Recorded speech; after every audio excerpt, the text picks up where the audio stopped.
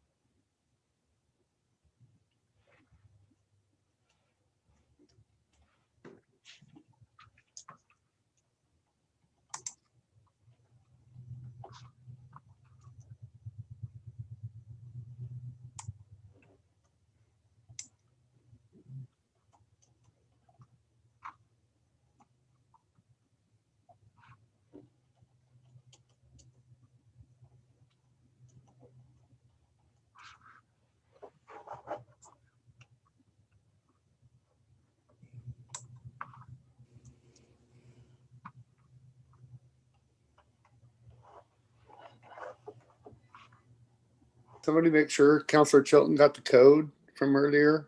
I'm here. Yeah, she's on. Oh, she just came in. Perfect. I appeared when you weren't looking.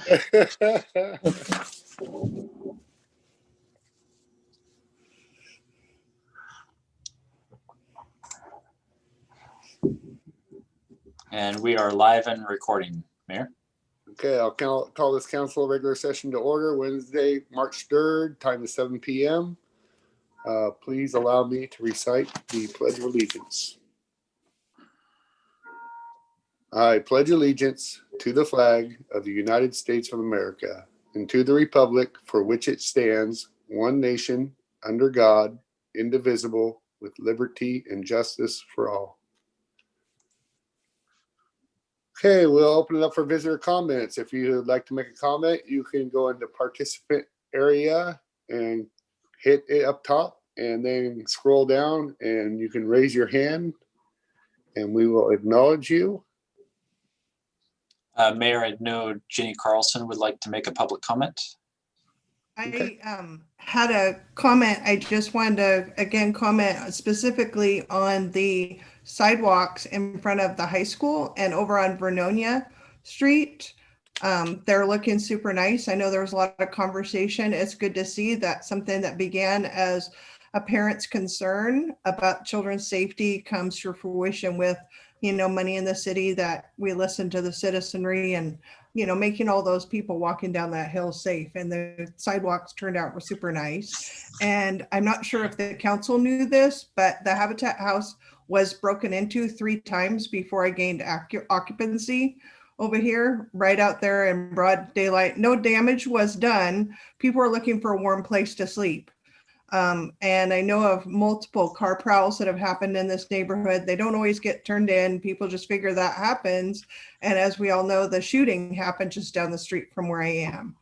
And as I've noticed, this neighborhood and part of your corridor plan indicates that Plymouth Street is a connector street on your corridor plan. And I'm just kind of bringing it to your focus as maybe you should look at where you are on lighting, because this is very dark over here. And now that it's not just industrial driving down to the waterfront, it's people walking down there from 5 o'clock in the morning till midnight. People are walking by, and it's a lot of foot traffic. And, you know, as we all know, lighting diverts crime. And if it's dark out here, there's more people doing stuff they shouldn't be doing. So I know that you guys have limited budget, but I just thought, you know, if you don't know it exists, you can't fix it. So I just thought I'd point out that, you know, down the road, I know you have a big master plan that's millions of dollars to fix that road, but it all starts with lighting. And it's like, if we can keep some people safe, and you guys might not realize that just, you know, in 18 days, 3 times the doors got broke in. So it's just, and when the police did more patrols, they came by and they said, this is happening to unoccupied homes all over the place. So, you know, it definitely got my attention for the safety of my children, because kids sit in the back of the house and they got their headphones on, and you want to know that nobody's going to be coming in. You know, reversely, over on 5th Street, I didn't even have a house key because we never locked our doors in the 8 years we lived there. So, you know, it's a whole different thing. And I just want to make sure that you guys knew. And then the other thing is that maybe some of the new council members didn't know, last spring you signed an equity and inclusion statement. And I just kind of wanted to put that back on your radar. I know we park things and we never come back to them. And I just want to make sure that you are still addressing those issues and looking at ways that you can include all of the citizens in our community in your programs and in your outreach. Just like, for example, one example, not related to you guys, that way it's not confrontational, asking seniors to sign up for COVID shots using the internet. So not very inclusive. So just ways that you can reach out to the community and catch people, because maybe people that live in low income housing, you don't realize that they're getting broken into and that they don't have heat and all that kind of stuff. So I just want to make sure that you are realizing there are a lot of at-risk folks in our community that don't come to meetings, that don't do public comment, that are being left out. And businesses are struggling. I know Marshall knows this. A lot of people know this with all the lockdowns. And I found out today we're actually rated higher COVID risk than Multnomah County, which is pretty sad. And we just got to realize how much those people are really hurting in this community, and look about safety. And our population is growing, and more people means more issues. So that's all I had to say. Awesome sidewalks. Keep up listening to the citizens, because when you listen to the citizens, that's what you're elected to do.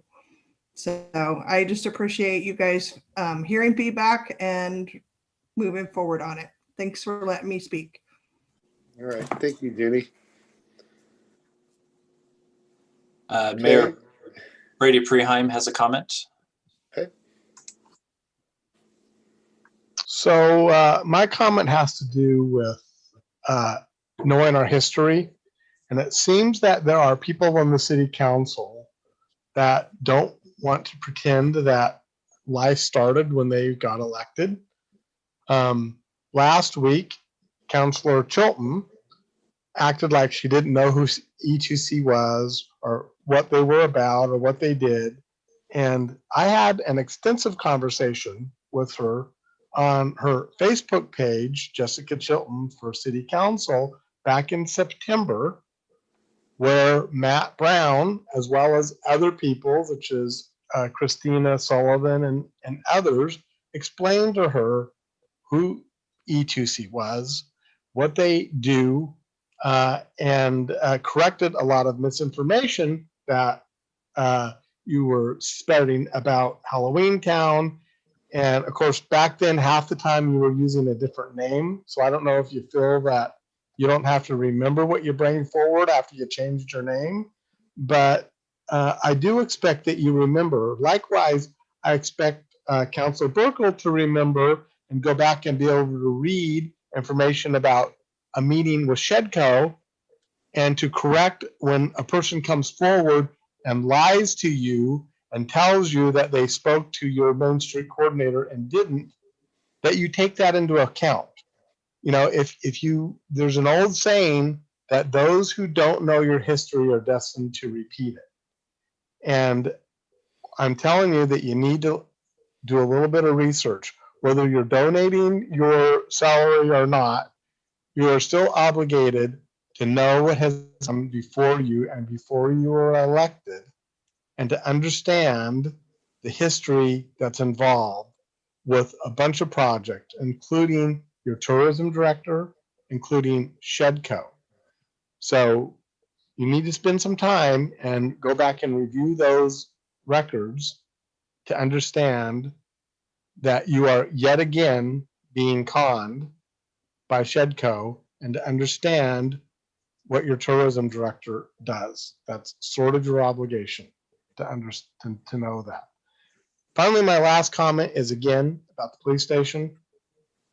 I find it disturbing that out of the people that were involved that are involved with this police station, the ad hoc committee, your finance director, Mr. Brown, the chief of police, none of these people actually live within this town.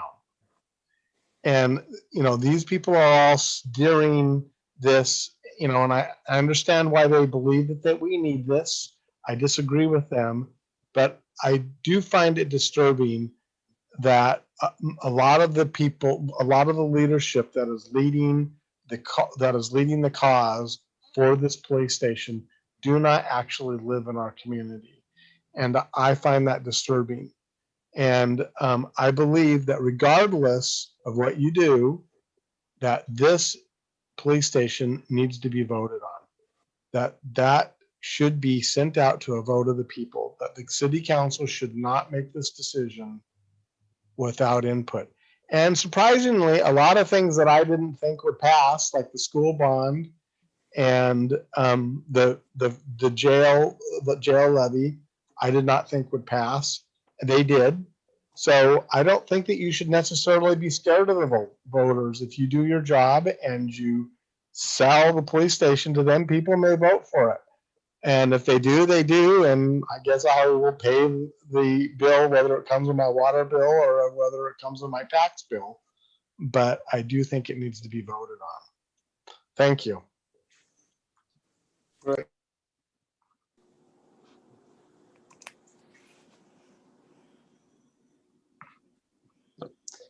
Hey, Mayor, you're on mute right now. I know, I can see that. I was trying to say thank you, Brady. And okay. So any other? I don't see any other public. I'm not seeing any other. Okay, let's go ahead and appointments and city boards and commissions deliberate on the appointments of our budget committee members. So we have 4 applicants. I think they're all, worthy. I personally know that for myself that Jeff just kind of stood out to me. Just moving here, being on a different committee and already getting involved, kind of says a lot about a person. And that's just kind of what stood out with me. Mayor, I'm going to ask a question. Somebody told me, and I can't prove that this is true, that once upon a time, each council member got to appoint somebody to the budget committee. And the reason they said is, oh, it's your turn. And I mentioned I'd never heard that. And I said, well, yeah, it is. They've always done that. Is that true? It was true of all our committees at one time. And that got switched way back when with the planning commission. And it used to be that way with all the committees. Yeah. Yeah, Mayor Councilor Topaz, that's how I was first got onto the budget committee. My backyard neighbor, another Patrick, invited me and appointed me. So I'm the first council member that doesn't have that privilege. Okay, I just want to check on that. Actually, This wasn't your appointment. Kathy, what's the rule? It was actually mine. Yeah, it was actually Councilor Chilton's appointment, not yours. Yeah. Oh, okay.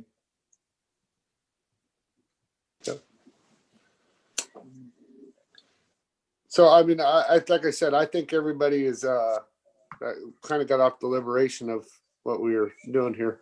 Like I said, all qualified people. I didn't hear no hidden agendas from anybody. The thing that stood out about Jeff was just brand new. He'd been on a K-9 committee back in Hillsborough and just moved here and already applying for budget committee, wanting to get involved. That's just one thing that stood out to me. Okay, I'll go next. For me, I was in particular interested in Mark. I feel like he's been here a long time. He has never really done anything official, but he's got some free time with his kids kind of growing up and have been through the sports in the local school system. And I feel like that knowledge of understanding our city and understanding the people that live here and the culture is important. But at the same time, bringing fresh blood, somebody who's never done anything like that at that level. So that's kind of where I'm leaning.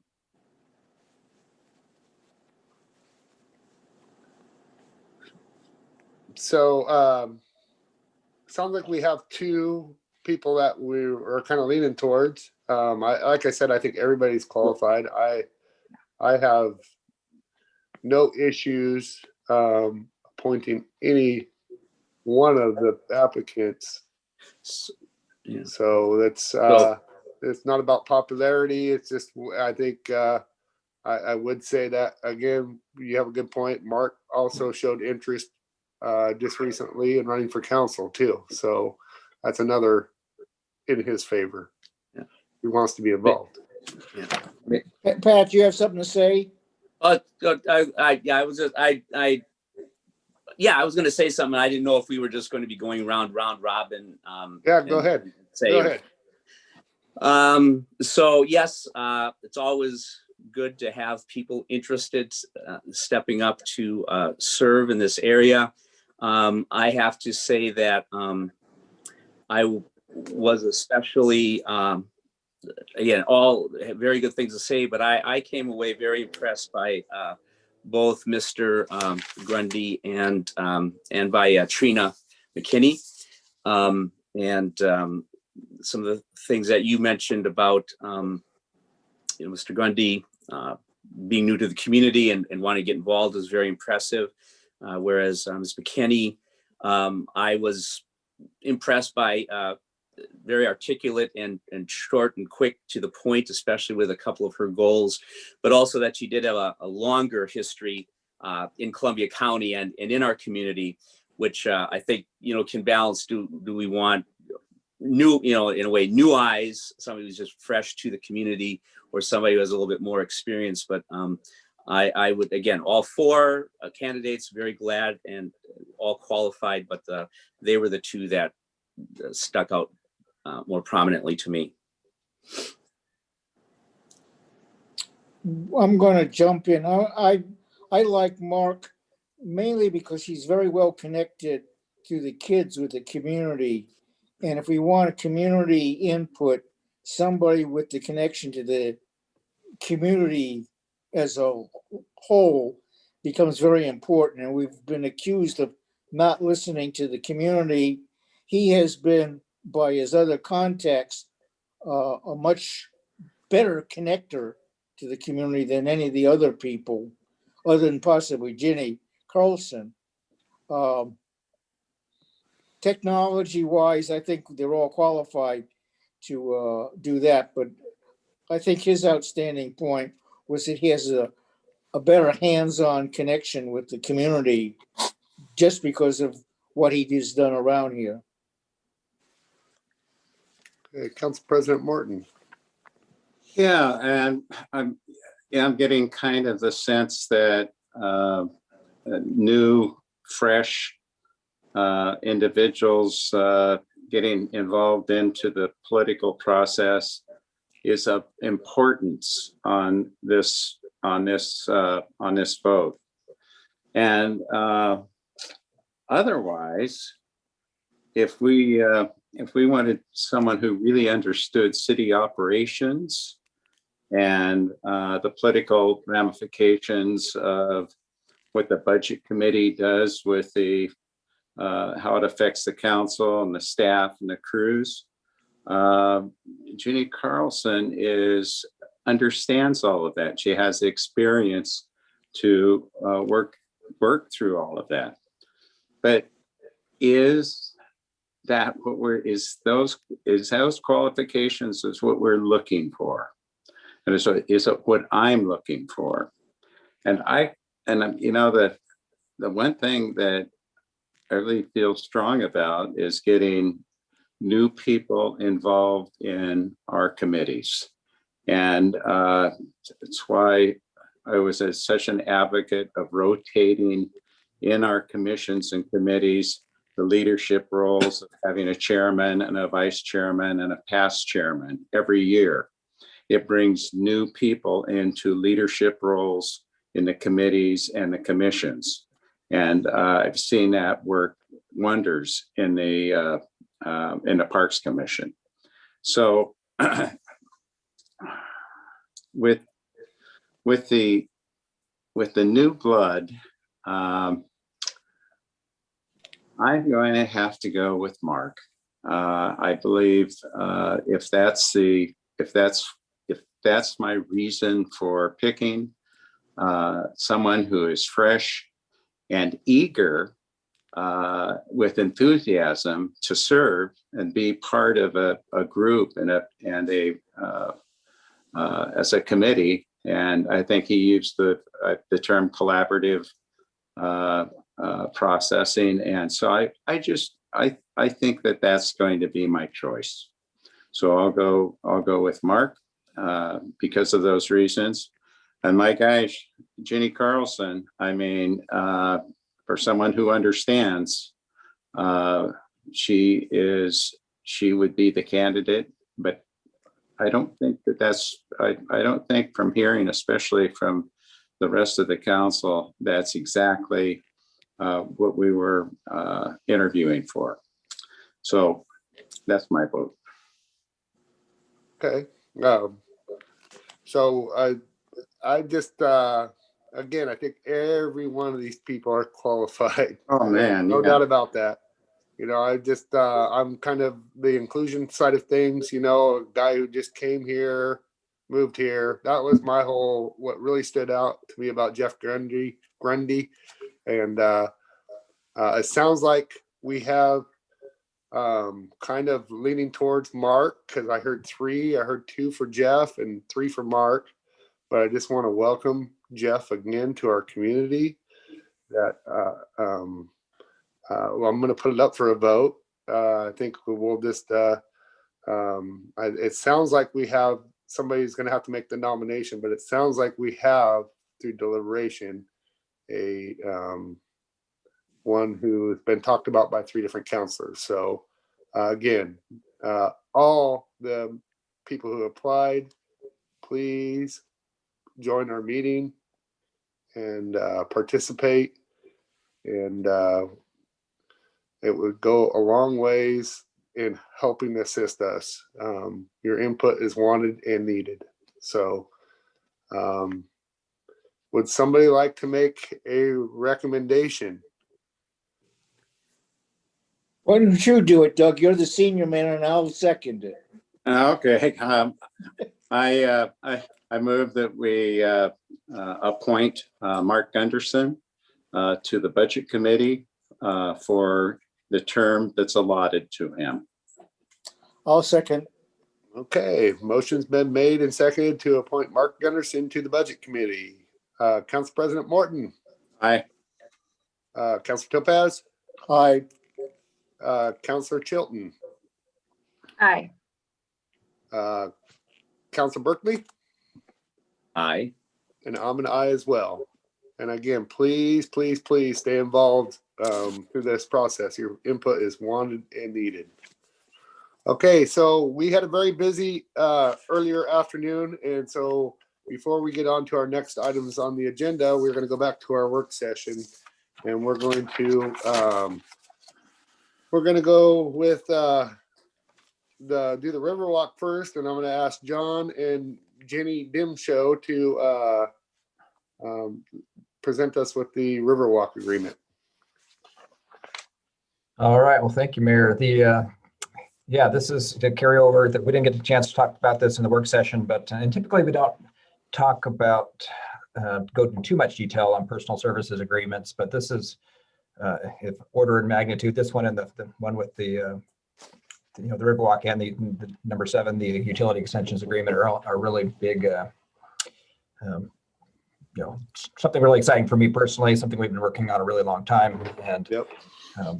Councilor Berkeley requested earlier in the week he wanted a copy of the SDAT report back from 2014, which was kind of wasn't the beginning of the waterfront project, but it was kind of the foundation for the project that really kind of set the tone for community involvement and kind of engaging with our citizens, listening to see what they wanted. It was kind of the foundation for connecting roads, the waterfront features, public access along the waterfront, all of those factors that were kind of really came out of that first initial effort, carried through the whole project and many years of planning, after that. So we're at a point where we've, selected a contractor. We've worked with the contractor to actually two projects, two contractors, one for the Riverwalk, and the Riverwalk project involves about 330 feet of Riverwalk in a full phase design and construction, and then the rest of the riverfront at a 30% design. And it also makes improvements to the existing Columbia View Stage Park and the connecting pieces of that to make it all look nice, fit well, and it's all one kind of unified look about that. And then I'll let Mohammed talk about the phase 2 with the street portion of that. But so and I'll have Jenny Dimshow put up on the screen here the work schedule, so you have some expectation of what to look for in the coming years, and not the coming year, but within the coming year. And that is, we're splitting this project into 2 work orders. It's kind of a little bit confusing because there's a phase 1 and a phase 2 of the Riverwalk. Rather than saying phase 1 and phase 2 of this project, we're doing it under 2 work orders. And those work orders have, you look at the tasks. There's a number of tasks that go down, and each of those tasks, you'll see whether it's in dark or some of it in color, and the other ones are grayed out. And the dark color is what we're doing under work order number 1, and it's getting us to a point where we'll be able to make more decisions, refine the project, redefine how we want to move forward with the future steps, and trying to move real thoughtfully and cost consciously. And yeah, so Jenny, if you're on the line there, if you want to talk about that. So. Yeah, I am. I'm having some internet instability issues, so I apologize if I lag. I'm not going to share video. Sure. But I think one of the benefits of dividing this into 2 different work orders is that we can get all the way up to what Mayor Reed is calling design alternatives. which just means we're going to be given a bunch of different design alternatives and make the selection for which to move forward with at a 30% design. And so that's what we get to with this work order 1. The benefit of that is instead of doing the entire project all at once with all of these assumptions about what our design alternatives will take us to, we can be a little bit more concrete with what our 30%, 60%, and 90% design will be for. So, I don't know how detailed we need to get into the schedule tonight. I can kind of run through the public involvement with this work order if that's. The touch points for the public involvement would probably be a good highlight. So. Yeah, so we're kicking the project off in April. We're going to have a technical advisory committee that meets throughout this entire project. But the first public meeting is planned for May. So that will likely be a digital meeting. This is the first meeting where we will just take in all kinds of input for this public access. And that input will be summarized and inform our technical advisory committee in our permitting strategy meeting and our design alternatives meetings. So you can see here, there's kind of the phase 2 line and then phase 1. Phase 1, like John mentioned, includes the Columbia View Park stage design alternatives, and then phase 2 includes, a 30% design of the remainder of the Riverwalk. So that's kind of the work order 1. There's also this task 8. We have an interpretive framework plan, so that will be gathering a committee that discusses what type of interpretive signage we want to have along the Riverwalk. And so that's also going to get kicked off in this work order 1. I like even stage 9 in water work. I like that. Yes. Yeah, good eye. So it's grayed out because we haven't had our permitting strategy meeting, but we're keeping all permitting options on the table until we get to this meeting. It's also worth noting, council is going to be involved throughout this process, and we plan on engaging, particularly when it comes to the public, the alternatives. Council will get to see which alternative is recommended by the technical advisory committee, and ultimately what we'll pursue with a 30% design. Sounds great. So you'll notice the date range there that goes up to about July is our target, right, for that date. So it's happening. It's fairly soon. And if we want to go down and hit the finance part of that. Sure. Yeah.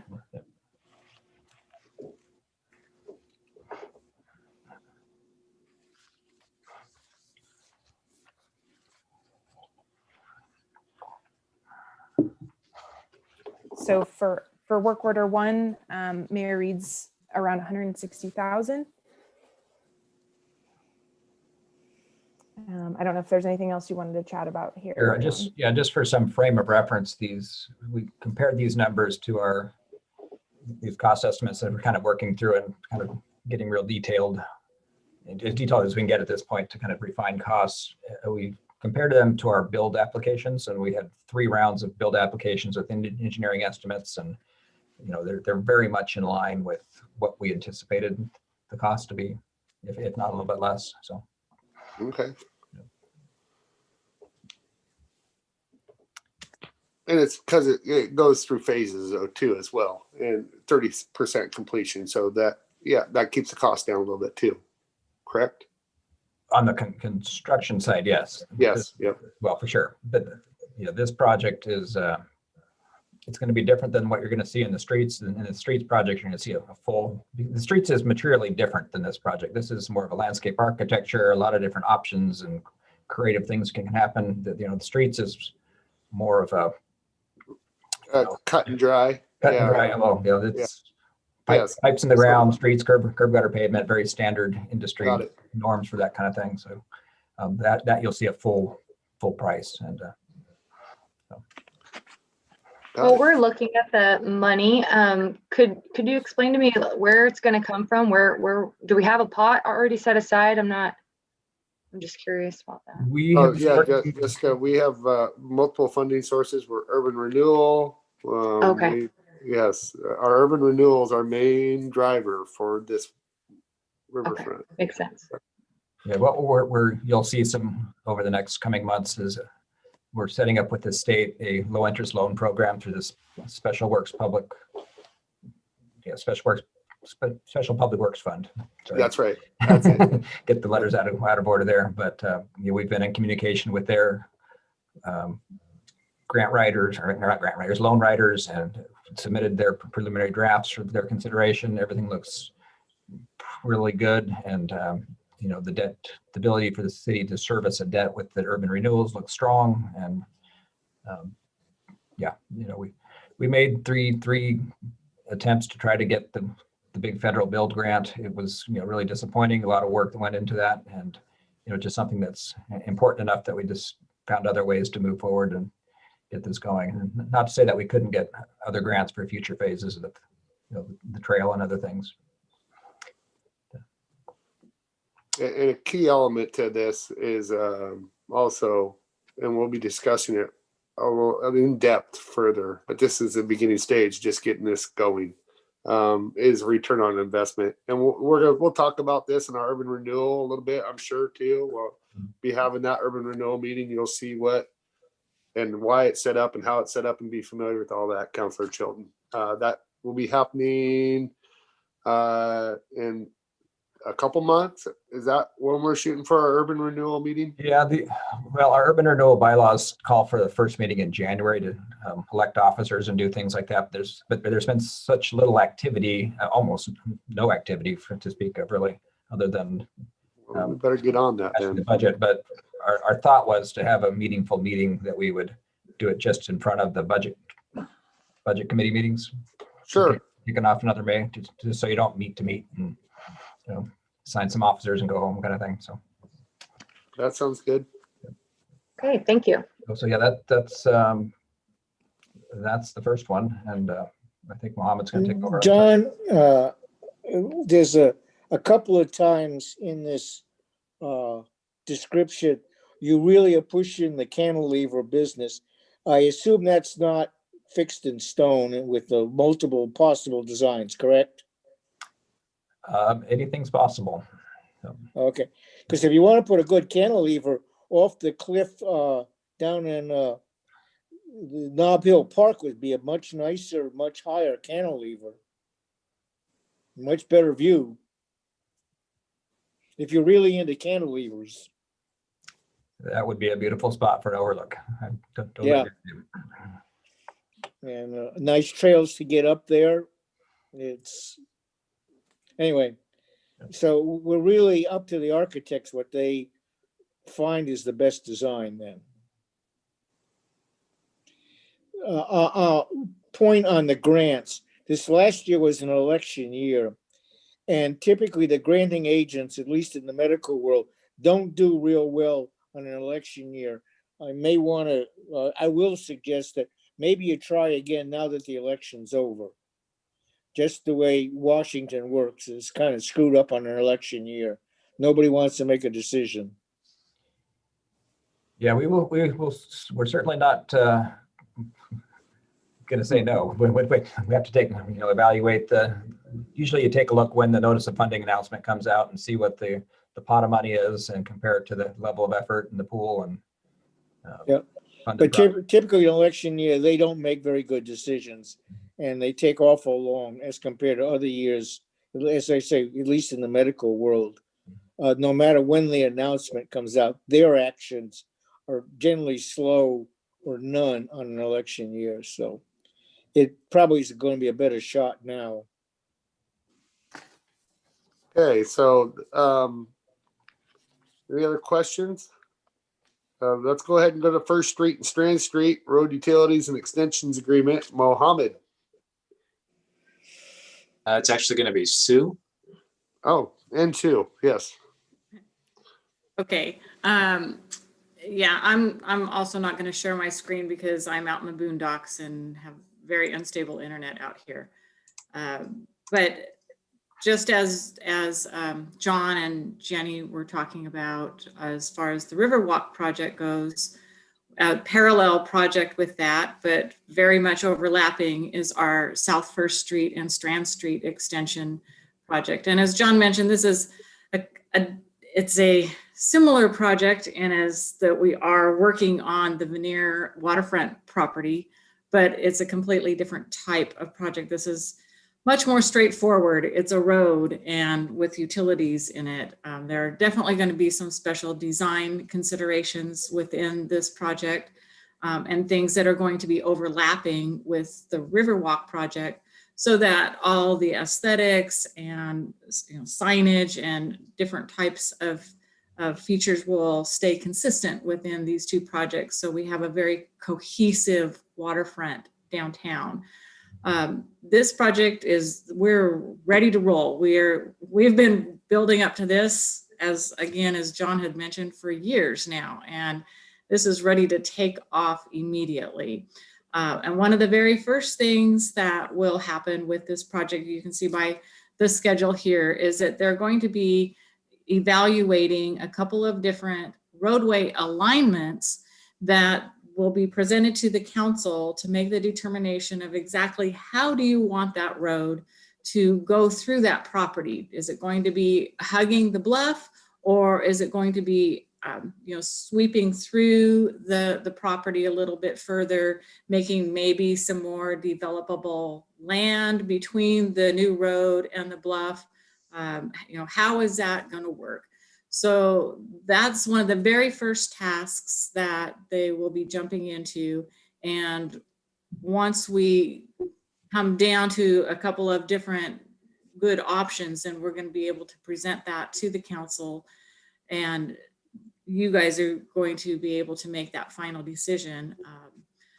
Similar to the Riverwalk project, we're going to have a technical advisory committee. So we will be evaluating some of those issues that are pros and cons with both of those alignments, and be able to present those recommendations to the council, and hopefully give you some great information to make the perfect decision here. But this project is unlike the Riverwalk. This is going to be a complete road construction all the way from the end of the existing South First Street, connecting all the way down to Plymouth Street, and also Strand Street, and connecting Strand up to the extension of South First Street. So this is going to be the whole kit and caboodle: design, construction, and everything. Design's going to take basically all the rest of this year. And we hope that by this time next year, we'll be selecting our contractor to do that work and getting ready to put some asphalt down out there. Sounds good. Yeah, and it's that is a very rigid timeline there. Sue, could I ask Yes. a question, Mayor? Please. Yeah, go ahead. I have a question about the First Street intersection, First Street and St. Helens Street. Is that included on coming up to the Strand? You said all the way up First Street. What did that mean? So with this particular design contract, this services agreement that is on your agenda for approval tonight, it includes all of the new section of South First Street, and also the intersection of South First and Cowlitz and Strand. Okay. The intersection at South First and St. Helens Street has already been designed. Right. Now we're wrapping that construction into our funding packet. So the anticipation is that project will also get constructed, but it will be under a separate contract, because we've already paid for the design basically of that project. And that documentation, all of that design work is provided to this consultant so that again, those designs can be cohesive, that we can carry through all of the same design elements all the way through this project, and also incorporate those things into the Riverwalk project. Yes, especially important is the lights need to match, Yes. starting from there all the way down. That's absolutely true. And because the documents for the South First and St. Helens Street intersection, though we have them in a biddable form, but we can still change things. So if recommendations come out of the Riverwalk project that say, hey, let's use this light fixture, then we will incorporate that into the other intersection project. Sure. So we want to make sure we make the right choices for the entire property and the entire downtown corridor area. And I was under the impression that the First Street intersection, the construction was going to take place this summer. Is that correct? That was originally the plan, but that got pulled when they changed the funding source for that to be included with the build grant application. And so that got pulled out of the capital improvement schedule and lumped in with this project. So it will go out to bid and be constructed at roughly the same time as everything else. When is everything else? Next, 1 year from now. Yep. 1 year from now. Thank you. Is where the anticipated schedule is. Thank you. Absolutely. So we're hearing that the Riverwalk is kind of going to be an ongoing design until it's finally designed. And it would almost seem, would say architecturally more suitable to move the road closer to the river. So we have the Riverwalk, and we have a large margin of public property, the road and its sidewalks, etc. And then the buildings between there and the cliff being fairly large. Is that a possibility, or is the road going basically either straight through the middle or along the cliff? No, that'll be our discussion points. Exactly. That is one of the very first tasks that they will start to examine and try to make the best, give you two good options, and then let you guys look at that and make that final determination. Okay, any other questions for Sue? So I made a note of this when I was reading through it. Was there parking included in this plan? Yes, there's on-street parking, not parking lots off the sides, but there will be on-street parking. And that's all based on the Riverfront Connector Plan that was adopted by the council last year, I believe. And that includes a lot of on-street parking, especially along Strand Street, where there was a lot of input requesting like head-in parking towards the river so people could come down and park and watch, just sit and eat their lunch and watch the river or something along there. But yes, on-street parking is included, definitely. That was what, 60 spaces of parking? I don't believe that there's a specific number, but on-street parking is one of the things that's incorporated into the Riverfront Connector Plan and the street cross sections for both Strand Street and South First Street. Yep. Yeah, there's a ton of planning with the Riverfront Connector. And then what's the other one? We actually have the Columbia Boulevard, St. Helens Street going out. The corridor plan? The corridor plan, and then the river connector loop. Yep. It's all one loop, actually. Yep. Can we jumble those together instead of having two separate? Have they been adopted as together, or are they still separate when you go to look for them? They're two separate master plans. Yeah, I know, but they're actually one. Yeah, it's in and out. Yes. So that's why I'd like to recommend that we try to somehow put those together. Just it gets confusing for people sometimes.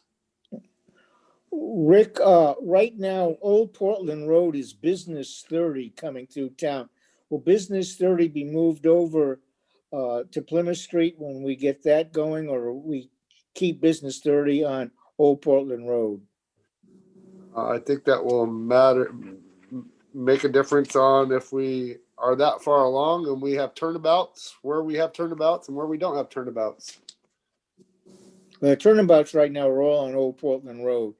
The Plymouth Street breaks off after the turnabouts. Well, there's one that was talked about at 12th Street, right there at the intersection. Yeah. That's why I was saying. Yep. And the question is, if we change it to Business 30, do we have to involve the state? That I don't know. I don't know. Okay, so any other discussion on the design of this road? Okay, it looks pretty cut and dry. So anything else on this agenda that we wanted to talk about from earlier today?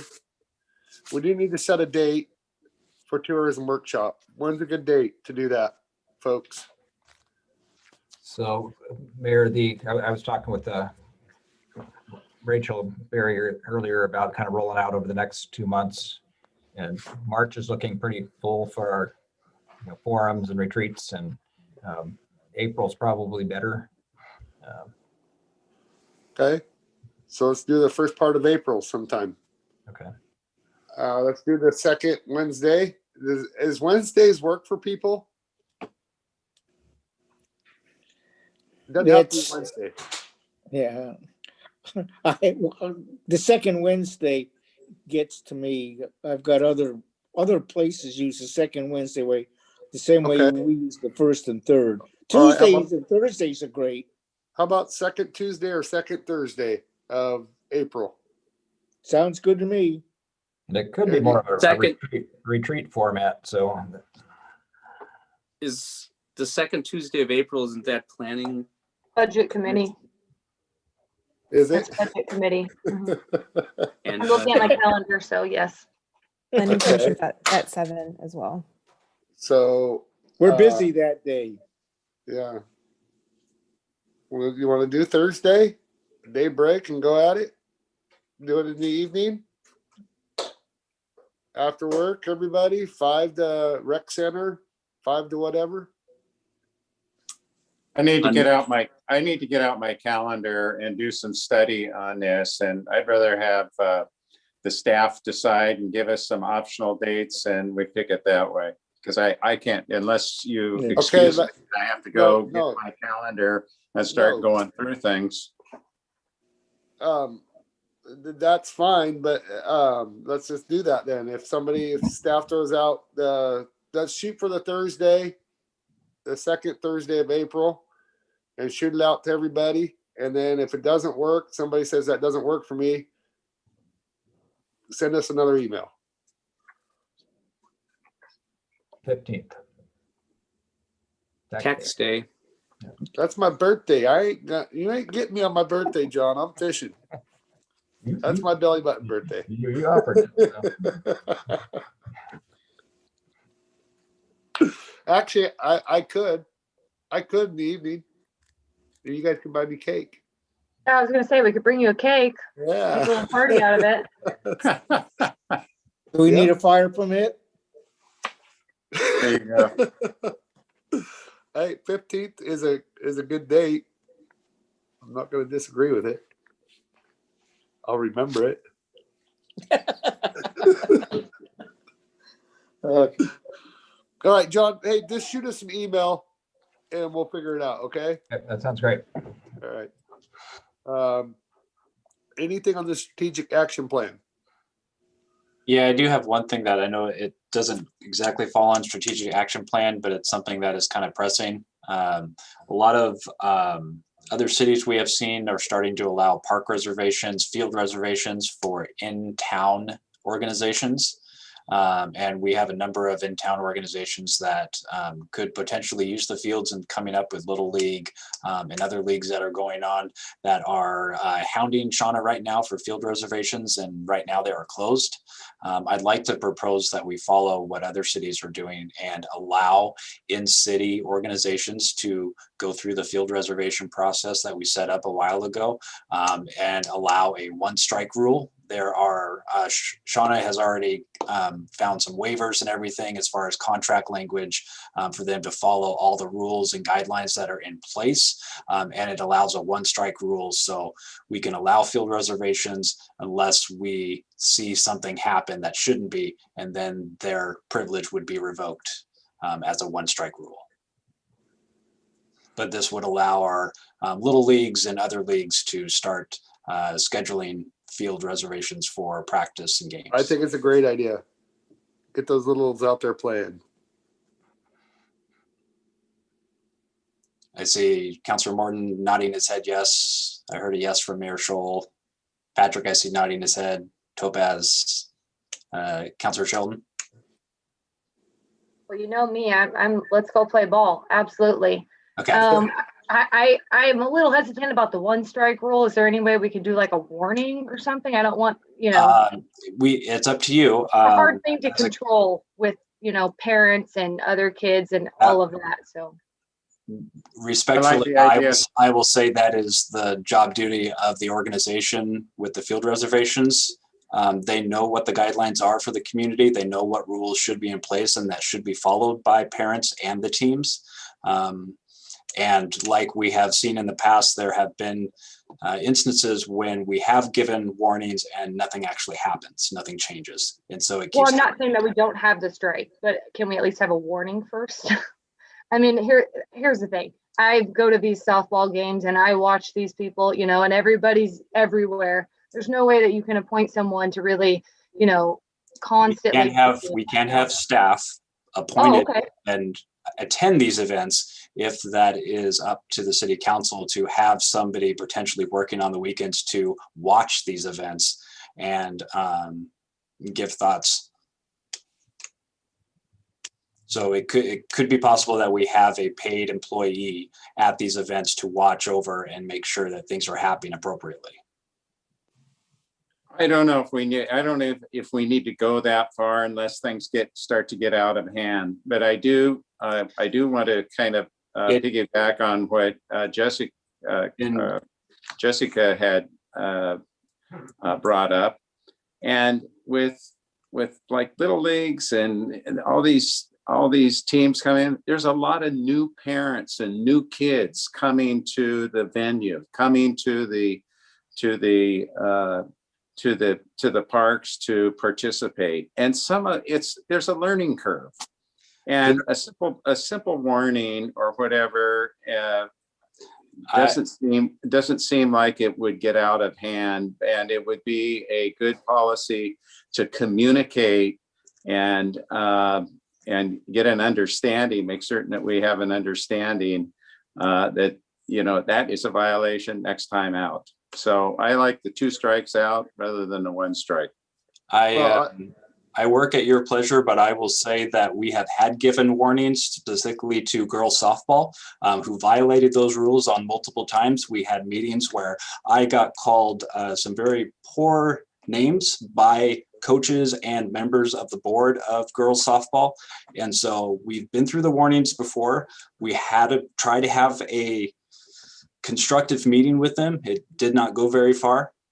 So I could just say I've been there, and I would heed those warnings of instances and stuff that we've had happen in the past, which is why I'm recommending to the city council that we follow a 1 strike rule like it is with other cities in Hillsborough and Beaverton and Tualatin Hills. But that's just my recommendation, and I work at your pleasure.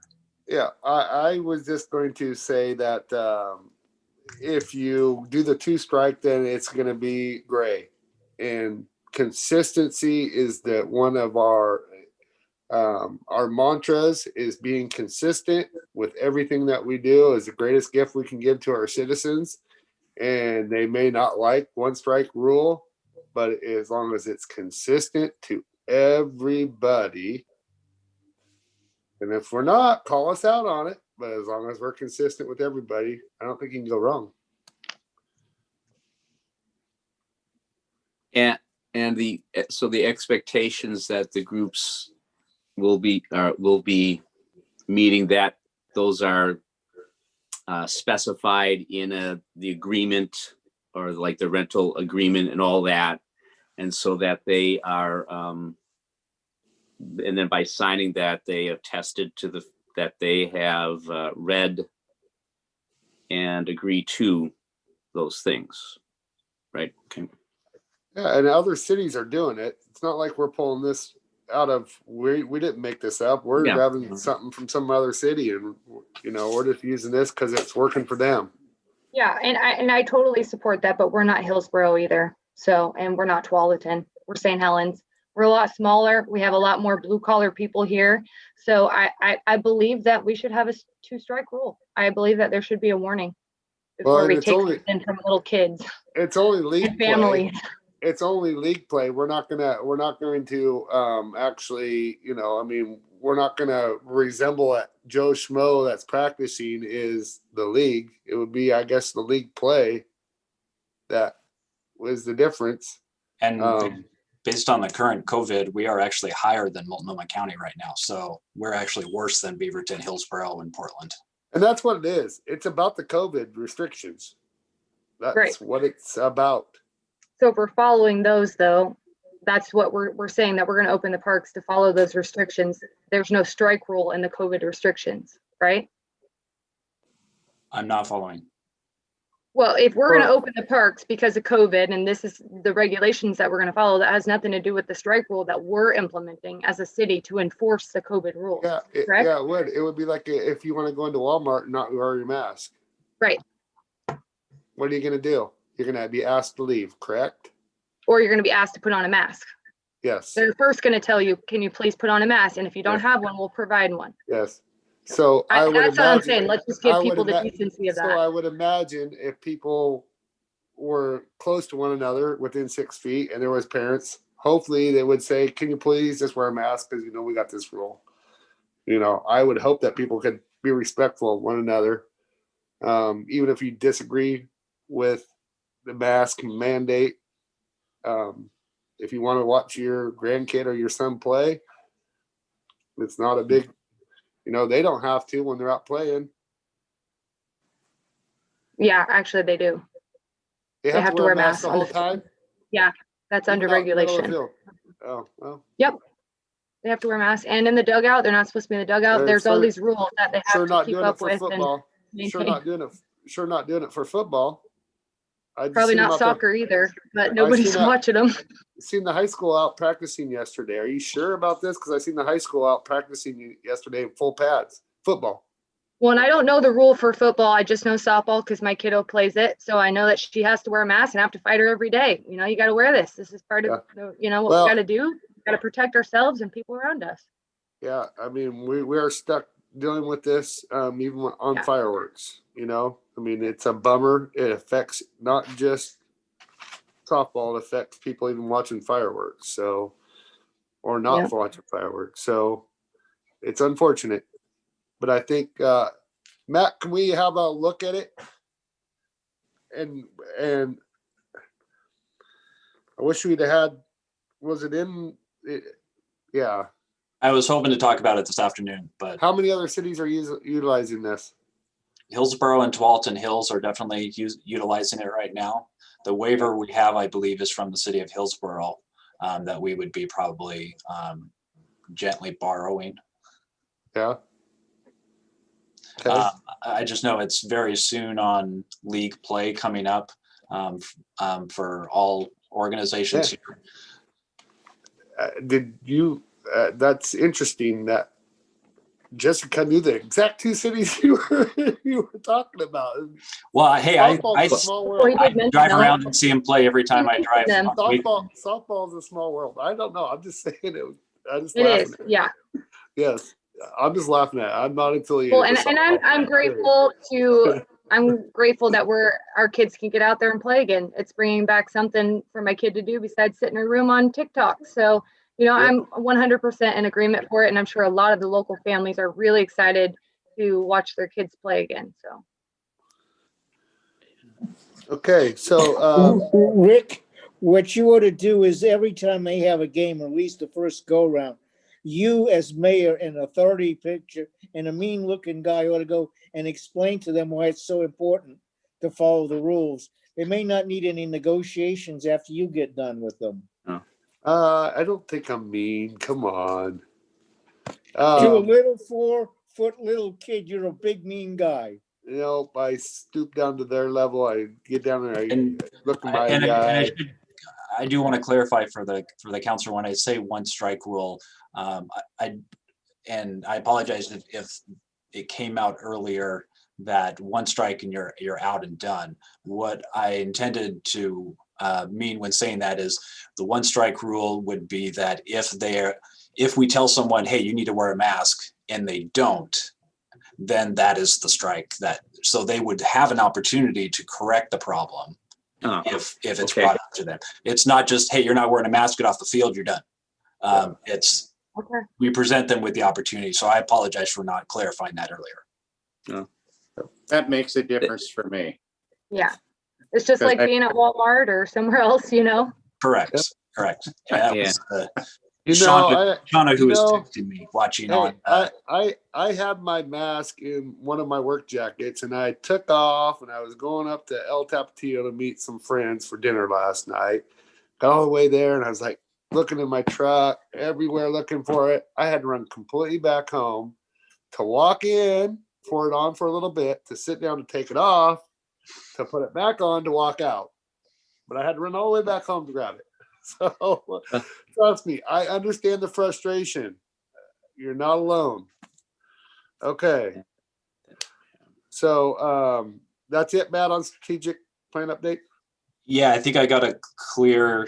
Yeah, you did. Okay to move forward. Yep. Yeah, Okay. we want take reservations. Get going.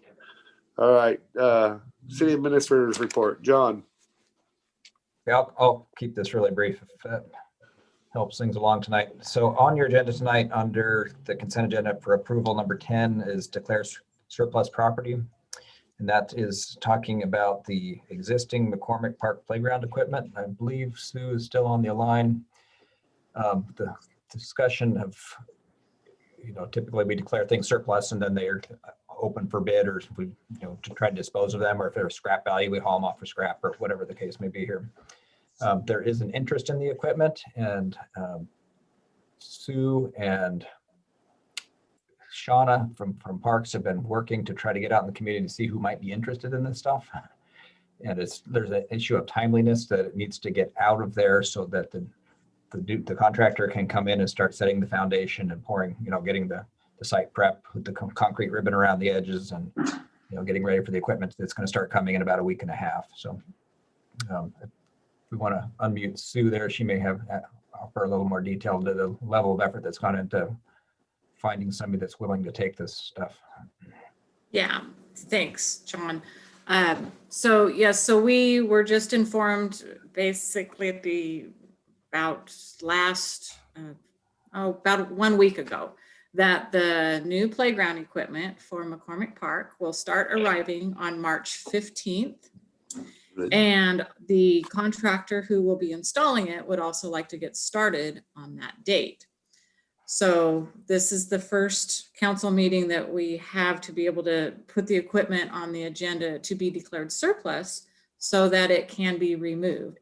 The initial thought was that, well, we were just going to bulldoze it down and, as John mentioned, just haul it off for scrap. But I did contact Shauna, since she has a lot of contacts with our community partners, and has asked her if she could put some feelers out and see if there was anybody at all in the community that was interested in the equipment. We had, the school district was not. I know that was mentioned in the past, but they definitely said that they were not interested in it. But we did have one group say that they were interested in it, and they are completely ready and willing to come and disassemble and remove it completely for our staff so they can start preparing the site, because next week they're going to have to do some excavation and tree removal and some other things in advance of the installer coming in on the 15th and getting ready to pour the concrete curbing that will go all the way around for the new pads that will go down underneath this play equipment. So it's a very timely request, is to be able to get the okay that once this equipment is declared surplus, that we can allow this organization, it's Snoopy Land is who would like to have the equipment, to allow them to come in and disassemble and haul it away. Again, they've volunteered to completely do that. They're able to get started on it and do it this weekend, so it's out of the way, except for some of the pieces that will be embedded in the ground. Thad and his staff at the Parks Department are going to assist them on Monday to pull those out of the ground, as long as the council is in favor of allowing them to take this. But it's going to save our staff a heck of a lot of work and time if they come in and disassemble and take these equipment away. Was there any chance they could do it start Monday? Just wondering why. Well, yeah, they started Monday, then that's still going to take them a couple of days, plus their volunteers are mostly available on the weekends because they're people that work. All right, how about Sunday? I mean, at least give Saturday is supposed to be halfway decent, and that park is really utilized that much. It really is. I was just down there today. Sure, very good point. And we're going to be meeting with them in the morning. And so I think our staff, I think even our Parks Department could help out on Monday, Tuesday, and make it even faster for them. Yeah, they will be able to help out on Monday, but they have several days of work in advance of the installer getting there.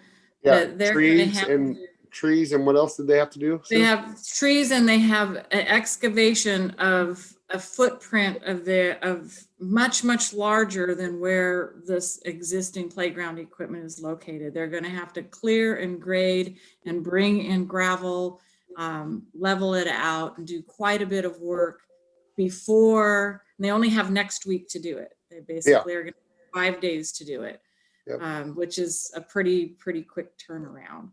So that's why having these people be able to jump in right away, even if they do have to start on Saturday and disassemble and get this out of our way, is going to save a lot of time and be able for us to have the site ready for the installer to come in and start his work. Once he starts, he anticipates about 6 weeks to get everything installed. And so we and that's why I was trying to save one more weekend with some playground equipment. And that's totally understandable. But again, we're meeting with them tomorrow morning, so I can certainly ask them what they think it will take for them to take it apart, and if they can wait until Sunday to get started. But I think waiting until Monday would not give us enough time to get in and do all of the things that need to be done in advance of the other folks showing up, because we do also have to have it all the way removed and the site cleared off by Wednesday, because they're coming to stake out the area, the footprint of the new equipment. For the pad, for a concrete pad? Yeah, well, it's not gonna, it won't be a whole pad, but just a curb around where those tiles, the padded tiles are going in. So there's be a concrete curb that will keep all of those intact. I have faith in our public works guys with the amount of equipment we have and 2 dump trucks that we can get that done. So I just do. I mean, I would hope so. Well, Thad was anticipating doing that with his staff. So we would have to, if we have to call in reinforcements, then we'll need to have Mohammed see if we can cut loose a couple guys from Public Works to help out if we have to. But we'll certainly find out if they can put that off for a day or two. I'm just trying to save one more weekend, you know, I that's all. totally understand that. Yep, Yeah. yep. So, I have a concern about the getting rid of excess equipment. I think if you make a public announcement saying, you know, you can have it if you take it apart and you've got a certain time, anybody who can do that has to tell you by tomorrow noon. At least you'll get rid of the problem of we didn't know about it. And then however you get it out of there is another problem. But at least have, if someone's going to take that equipment, make a public announcement and make the specifications so narrow that only one group can get it out. I worked for the state of New Jersey once upon a time. Well, no, I think she reached out to a number of entities. The school district, they did to a number. So I didn't mean to go this far with this, and I apologize for that, Sue. Okay. So that's declaring the surplus property because it does have to be removed, and we have to do it in order for it to be removed. Yep. Yeah, we can't take any measures at all until it is declared surplus. Okay. All right. Thank you, Sue. John Walsh, anything else on you got, I know you got a bunch going on, but yeah, it's just always, I'll try to be really brief. There's, always a lot going on, day-to-day affairs of the city, operations, all the capital projects we have going on. If you drive up Pittsburgh, turn down Vernonia, it's just absolutely amazing how much is under construction or new or cones or, it's really, there's a lot of growth going on right now, both public projects and private projects. But I want to just touch on legislative affairs. The legislature's in session. We're actively with our government affairs supporting, opposing, the things that affect St. Helens and cities generally. And two of the things that we've submitted letters just in the last couple of days on are supporting the recapitalization of the state infrastructure funds, and those are the brownfield rail development, the Special Public Works Fund. I'll get that right eventually. And the Regional Infrastructure Fund. Those are all lottery bonded projects, and serve our interests because we're looking to borrow from them. So we're hoping that legislation passes through. But there's literally 4,000 bills, and the legislature's just having a heck of a time trying to comb through that to get the things that are the very most important to moving Oregon along here. But one of the requests to the legislature is to allow voter-approved increase of the local marijuana tax rate. If you'll recall, for a time, cities were prohibited from imposing a tax rate, and then they had the state allowed a 3% if it was voter-approved. This legislation would increase that up to 10%. So we'd have, and we did put that out for a vote after we had the ability to do that, and it passed almost in the high 60%. So it was really kind of a landslide approval. And so that seems like whether we use it or not, that's a good tool for the city to have, and it could be a good source of revenue for the city for various things, and potentially even including the public safety facility. And, we're the MOU, I'm moving on from that, from legislative affairs back to the Main Street, and we've the MOU is signed. We're working on the job description. We'll have a request with the budget committee and kind of work along with that. Tomorrow, Mayor and I are touring a developer on the waterfront, so to get different perspectives and hopefully have some input on that. That road alignment where it's closer to the bluff or further out is potentially a person we want to tap to get a perspective on that. And then tomorrow we continue to have issues with the dock regulations, and we're having a roundtable with the police department and code enforcement and our prosecutor, and all together sit down here to really kind of work through that to understand our issues there and try to improve the process. Perfect. I'll stop right there. Okay.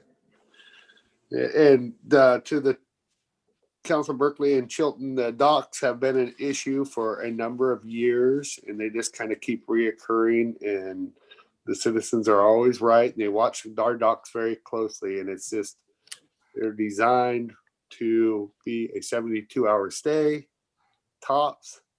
And then you can take a 14-day or 10-day or 14-day. Yeah, it's 14 And then days. and then you can have another 72 hours.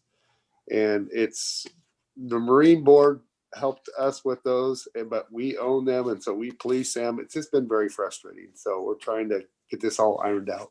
Yeah, not only the dock use, but the people that, like we have a couple of, they move from the dock and they move up 100 feet, throw anchor and sit there and row back and forth to shore and, tie their derelicts up to the pilings Yes. and things. It's also a challenge as well. So. Yep. Yeah, Chief Greenway told me that it's a problem area and that they get a lot of calls there and a lot of police activity, and police can't do much about it. So it's kind of a tricky situation. Yep.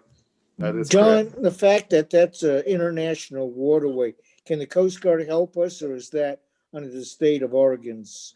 Coast Guard can do whatever they want. I think it's the fact that it's regulating our city limits, because our city limits boundary actually goes out around the outside of Sand Island and all the way back down and comes back in. So, I was just looking for help, for some heavyweight help. You need a gunner. So if gunner boat. So if the Coast Guard intercepts me in that little bubble there, then I can say, I'm the mayor. You can't touch me. That ain't working. Overlap, yeah. That ain't working. I can guarantee you. All right. Okay. So now we're going to move back to our other, our regular session. And we're going to go to approve and authorize for signature. We're going to start on line 2 here. Agreement with Mayor Reed Inc. for design, construction, and permits for the Riverwalk project. 3, agreement with OTAC for design, construction, and permits for South First and Strand Street Road and utility extension project. And 4, contract payments. I move we authorize for signature and approve items 2 through 4 as read.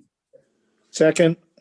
Okay, motion's been made and seconded to approve and authorize for signature 2 through 4 as read. Council President Morton. Aye. Councilor Topaz. Aye. Councilor Chilton. Aye. Councilor Berkeley. Aye. And I'm an aye as well. Consent agenda for acceptance. 5 Planning Commission minutes dated January 12th, 2021. I move we accept the consent agenda. I move that we accept the consent agenda. Planning Commission minutes. Second. Okay, motion's been made and seconded to approve the consent agenda 5. Council President Morton. Aye. Councilor Topaz. Aye. Councilor Berkeley. Aye. Councilor Chilton. Aye. And I'm an aye as well. All right, consent agenda for approval. 6, council work session, executive session, and regular session minutes dated March 3rd, 2021. 7, animal facility license. 8, OLCC license. 9, communication support specialist job description. 10, declare surplus property, McCormick Park playground equipment. And 11, accounts payable list. I move we approve consent agenda items 6 through 11 as read. Second. Okay, motion's been made and seconded to approve consent agenda 6 through 11. Council President Morton. Aye. Councilor Topaz. Aye. Councilor Chilton. Aye. Councilor Berkeley. Aye. And I'm an aye as well. And we had an action item from earlier that we're going to kick up. Yes, the fireworks and letting it be known that this is potentially the last year that the city will head the project up, and to do a press release about donations and everything else. Yes. So, and also it being a motion to approve our council funds if needed. I would wait on that, considering. I would wait on that too, because the Comcast was pretty adamant about what they wanted to do. Excuse me. Council President Morton, So, all right. So would somebody like to make a motion that we do a press release and ask for donations for, and let me work with Crystal Farnsworth, our public relation, and get something out there about the history of the fireworks and moving forward. The whole So moved. gamut. Okay. So moved, as the mayor stated. Okay. And a second? Second. Okay. Council President Morton. Aye. All right. Councilor Topaz. Aye. Councilor Chilton. Aye. Councilor Berkeley. Aye. And I'm an aye as well. Okay, what do I have to report on? Hey, it felt like a spring day today. It was nice to be outside and getting some sun. I really don't have a lot to report on that I can think of that's really crucial. John spoke on a lot of building happening around the area. The waterfront continuing to move forward. I'm hearing good things about our planning and the plan review process. How it is, people are starting to notice, so that it's been happening for quite some time, but finally starting to get some compliments on plan review and submitting plans. So good job to the planning department on that. I did hear of a 26.5 pound Chinook being caught at Coon Island today. So And you weren't yes. there. No, I was here. But so if you listen, you'll hear the sea lions out in the river because the smelt are in the river. I went smelt dipping the other day, and I literally took 2 dips to get my limit. So, and I was done. And I drove all the way over to Cowlitz and drove back home for 2 dips, but it was worth it. So, yeah. Council President Morton. Yeah, I've just got one little item, and I got a call from a fellow council person, I'm sorry, and asked me, how do we get something if it got an issue and they want to do it in a report, or can we bring it to the work session? How do we initiate a proposal, a project, and or a resolution or an ordinance that we want to move forward as a council person? How do we do that? And so I just, my answer to that person was, well, you probably have to initiate it in your report in the evening, because we don't have our reports on the work session. And if it is not accepted on with the mayor to go on to the agenda, or our city manager to be put on a thing, the one place to do it is in our report during this session. I just don't know if that is kind of the new way of doing things or not, but that was my best guess. So somebody correct me if I'm wrong. If you have something that you really want to initiate as a project, you want the council to hear, and you want some kind of activity, and it didn't make it on the agenda, your report now is the time to do it, I believe. Mayor, do you agree? Yeah, I'm just wondering, I did talk to Councilor Chilton about tourism, and we did, I'm just wondering, is there a specific, or are you just going to have No, this is just a matter of process of how we do our business. And it isn't anything specific about one kind of project or a resolution or an ordinance that's coming forward. It might be that the council person has an idea and wants to move forward. It isn't me who is really concerned, but it was me who offered the answer to my fellow councilman who asked me. So I didn't want to give that person, I didn't want to mislead. So I just wanted to clarify. It's a clarification of how we do this. Typically what we would do is a lot of times our resolutions come out of our work session in discussion, and it just is like, hey, that's probably an issue. Maybe we should make a resolution or an ordinance around it. And we would like, with working with legal, as far as like the boating situation, would probably be an adoption of an ordinance in lieu of the ordinance that we currently have. So you would just bring it up to Kathy Payne's a great one. I mean, if you have an idea and you want to know, is this, do you have an ordinance, something resembling this first and foremost, because you are new, and then let her, she will find out. She'd lose you pretty fast too. I'm pretty impressed with Kathy. And then if it didn't meet what you were trying to get, then you would say, no, this is what I'm, and come to me and talk to me, talk to John. John's great at this too. I mean, I guess I'm starting with Kathy because she'll be able to pull something out of the archives and then give you some good insight. And if not, then go to John and say, this is weighing on my mind. That's what he's there for. He's working for us. He's working for the citizens, and yeah, that's the proper process of doing it. I hope my fellow councilman got the council person got the answer. Thank you. Yeah. Mr. President or Council President, once upon a time we had a council member comments in the work session. Now we only have it at the end of the day, and typically the audience watching it at the regular session is not as much as the work session. We had 2 opportunities last year. This year is only going to 1. So you're proposing we all have comments for the council in both sessions?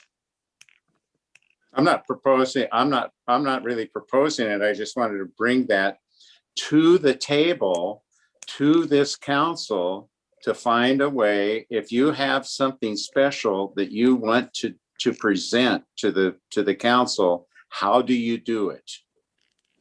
That was the question posed to me, and my answer was, well, the only opportunity that we have to do that is to check with the mayor, check with our city manager and Kathy, and if that is not an approved by them to go on to the work session, then the only time that you can do that is in your report in the evening time. So that was my answer, and I hope it was the right one. No, it wasn't. I thought you were talking about resolutions and ordinances. Now that's a whole separate issue. If you want something on the agenda, and I was like, no, which I never have been. So, but say I was.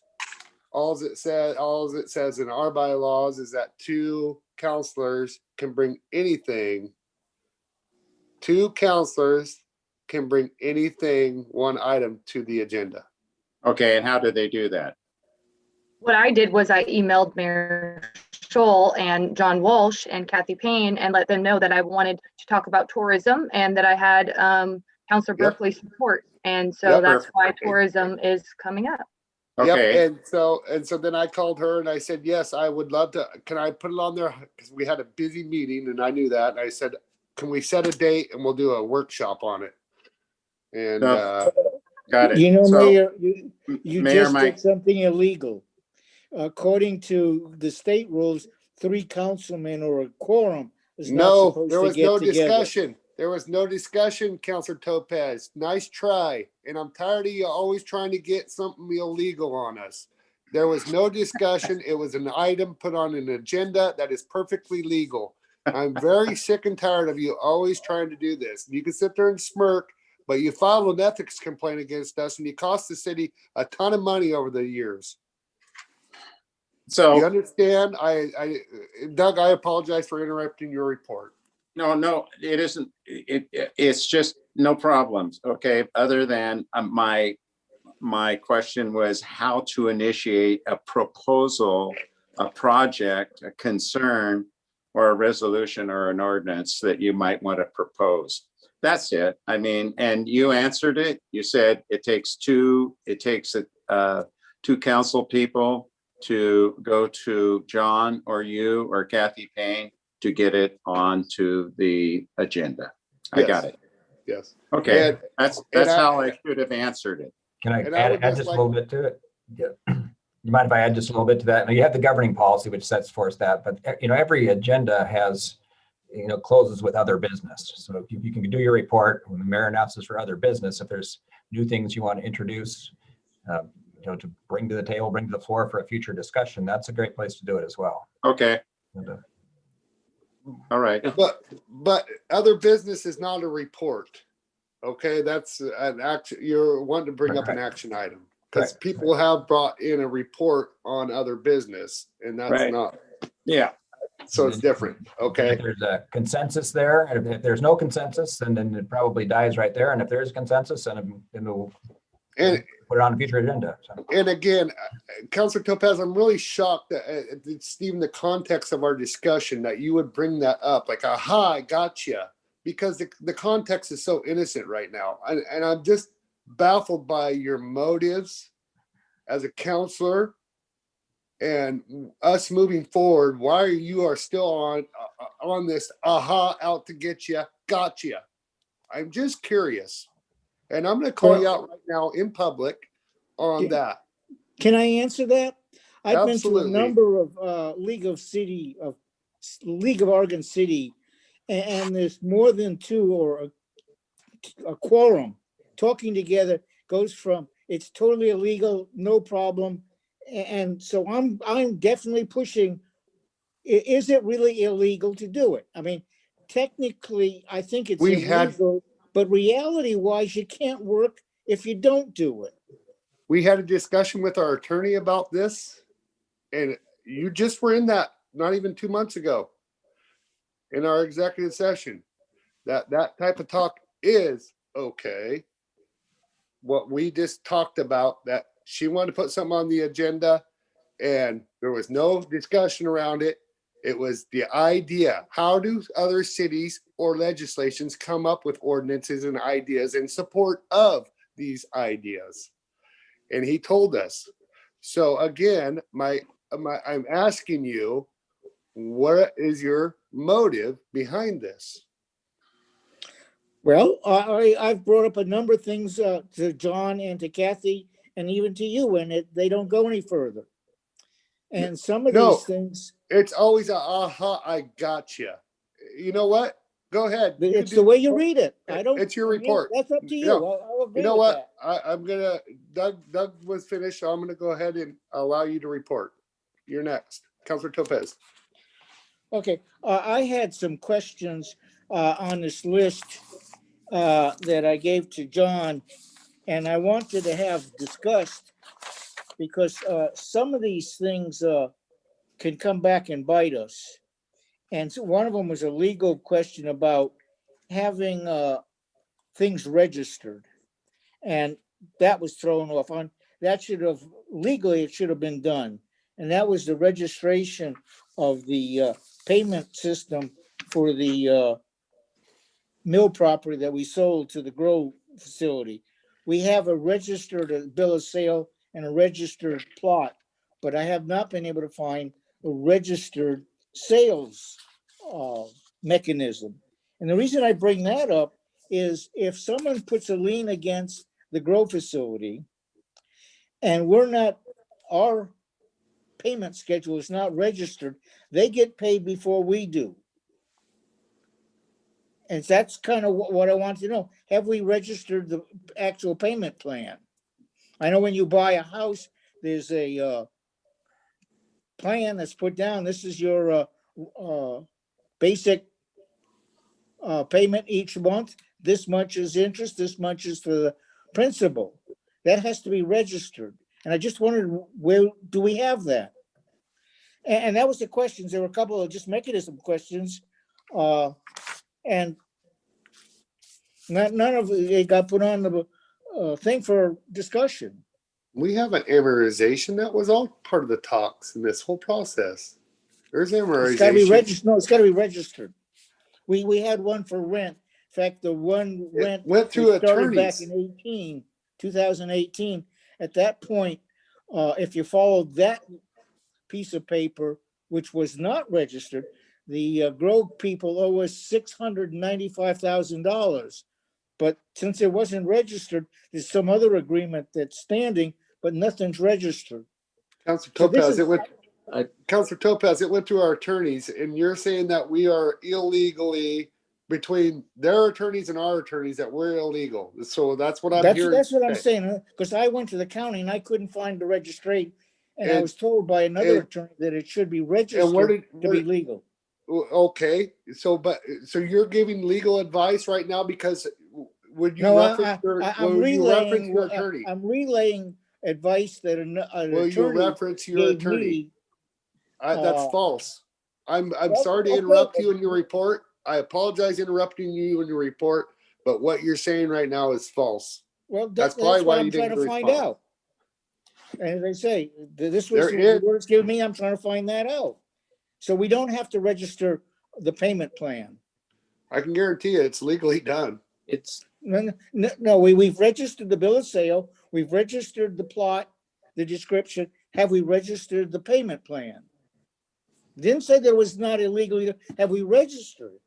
It's one detail. Because the date of that registration, if somebody asks or throws a lien against the Grove facility and we don't have a date down, they get paid first. Am I missing something? Didn't we sign these documents? You can sign it, but they gotta be registered. That's what, and I could not find in with the county, the registration of the payment plan. That's what I'm saying. Does anybody know? I don't even know what he's talking about. I'm just gonna throw my hands up. Yeah, I don't know. I can certainly look into it. It's, maybe that it's not something that's registered at the county. It's a UCC filing or something like that. And, That's correct. And, right. Okay. But I do know that all of the contract language is, we are first position. There's actually provisions in the deed that limit the amount of borrowing they can put on the property. It does not exceed the value of the property. And they have to come to the city. So anybody that would do a loan would have to come, or some kind of a lien on the property would have to come to the city to. Yeah. Okay. That's the type of thing I'm trying to find. Yeah, we've had weeks of going back and forth on that issue, so. Yeah, it's the registration, Rick, not the fact that it wasn't done. Okay, it's new to me. It's a time point. All right, I'm sorry to interrupt your report, Councilor Topaz. That's it. I That's just it? had a number of items of similar requests for just information and discussion. And we'll bring it up sooner or later. No, it was, that's not that. So what are you saying? What are you saying? You didn't get nothing from our staff? Because I know that staff's been working very diligently on trying to get a response back to you. So what are you saying? No, the request was for this information to be discussed by the council, not for our staff, because the public doesn't get to see what the staff sends me. I wanted this discussion in public so the public knows what's going on and they feel happy with what's going on. But when I asked you, is that it? And you said, well, that'll do. But the rest of the stuff, you said they No, didn't I'll get. bring up again. I'll get two other council members and we'll bring it up again. But no, there was a whole list of things that you wrote. Yeah, I'll bring it up to the list and I'll get other council members and we'll bring it up and doing it officially as two people requesting this information. No problem. Okay. What I would say to the other two counselors is please reach out to city staff and see if the answer is already there that you're looking for, instead of having it up here and it's a conspiracy and we're not all out to get each other. We're as a team, we're working as a cohesive bunch. That's why I'm asking you, Councilor Topaz, what did you not get that you need from staff? I've got a bigger list than I sent you that I haven't gotten from staff. That's. Well, they are busy. Don't worry about They it. are We'll busy. take care of it another day there, Mr. Mayor. Okay. All right. So, Counselor Chilton, would you like to give a report, please? Sure. Okay. Well, on Sunday, I went out to the Miller Road property with my husband and kiddos, and we kind of explored. And it's really large. It's in a great residential area. It's really beautiful there. So I'm really excited about the potential for what we could bring to St. Helens with that property. And I didn't realize that there was a bridge put out there by the high school, and that was really cool to kind of check out. And I'm really excited about what it looks like for us. And so that's one of the things that I'm a visual learner. So for me, that's the way I like to get hands-on and see things and envision it. So speaking of that, next week I'm meeting with John, and we're going to take a little tour downtown, and we're going to go through some of the changes with First Street and Strand Street and Plymouth, so I can really get an idea of what it's going to look like. And so I'm excited about that. My daughter started softball this week, so Nice. I was really excited to get down there to Campbell. I got to watch her play and enjoy some of the sunshine and just be out on the field again, which was really nice. And it seemed like it was really lifting everyone's spirits that was there. So that's always a really good thing to see in the community. I also got a chance to kind of look at the construction going on with the new courts that are being installed. So I'm excited about that vision and how that will benefit and improve Campbell and the usage there for the community and the kiddos. And I'm excited to see that fully implemented. Right now it's kind of torn apart and not much there, but the work trucks were out there and lots of equipment. So looks like it's still moving and going. So I'm excited about getting to watch that kind of transform. And other than that, that's really it. I'm looking forward to kind of doing the tour with John next week and really getting an idea of some of the other projects that we're working on, and just trying to catch up to speed with everyone else and their knowledge of these projects. So yeah, that's all I got. All right. Good work. Good work getting together with John and getting, yeah, that's great. Counselor Berkeley. Yeah, thank you, Mayor. I had the opportunity to participate in the Connect St. Helens retreat last week, Friday and Saturday. I've been aware of the organization and have seen Joan Youngberg's presentations about the artwork she's doing, the yard signs and things that are going up about it. But I had I thought it was a very good. I'm very glad that I had actually been looking forward to the weekend after a week in the classroom and spending the weekend outside. But I thought I couldn't pass this up, and so the Connect St. Helens group. There were about 30 to 40 people through the whole weekend, representing the school district, businesses. We actually had a former county commissioner and a newly elected county commissioner participating in this, and the result of the retreat was kind of 5 small little work groups that tried to prioritize 5 items that they thought they could focus on in some small ways. And one of the ones that I was glad to participate in, we were calling the Free Range Kids Group. The idea behind that is having a community where children of all ages can roam free in our community without their parents being overly concerned about where they are and what they're doing. I think kind of like what many of us might have experienced in our childhood.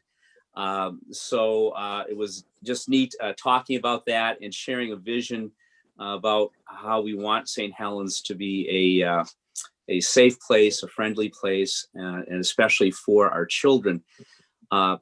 Another insight, though, too, was was brought up by one of the participants who, as we were talking about this free-range children idea, she asked the question, I just want to know, is there anyone else besides me in this group who is not a parent? And all of us were parents. And she is a professional woman. I don't know if she's a Gen X, a millennial, those are, I'm not, but anyway, was talking about how she is as a single professional woman, really does not know what our community offers. And that's compounded by, of course, the circumstances of COVID, but helping us to really think about what are we offering in the community, not only for our families with children and perhaps our elderly, but what are we doing and offering to the young millennials, the Gen Xers and all who are coming to our community in great numbers. Meeting them, I see them when I head on down to Running Dogs and take the time to talk. I don't know how many people I've met who said, "Hey, we just moved here," and you know, they're hungry for being part of our community, and it's important for us to keep that in mind about what we can offer for them. So I was really glad to be able to be in that project. They're looking to recruit more and more diverse people. So I'd encourage anyone here on the council, on staff, any citizens to check out Connect St. Helens. Don't look for St. Helens Connect, because if you do that web search, you'll end up in England, in St. Helens, England, with they have kind of a community organization. So it's very important. You want to look for Connect St. Helens if you want to be involved here locally. Just the last thing, kind of a point of maybe information in all, is that